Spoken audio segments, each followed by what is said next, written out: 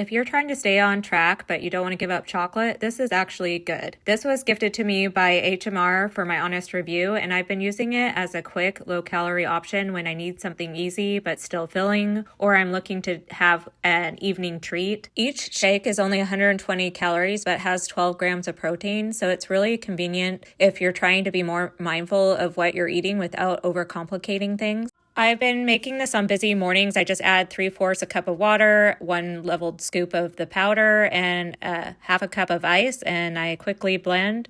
I also like that it includes a mix of vitamins and minerals, so it feels like a more complete option when you're replacing a meal or just need something quick on the go. The chocolate flavor is actually really good, not chalky or overly artificial like some powders. It's smooth and easy to drink, and I like how you can also customize it. You can also add some fruit or peanut butter to switch it up. If you want something quick, low calorie, and easy to stick to that actually tastes good, this is definitely worth trying.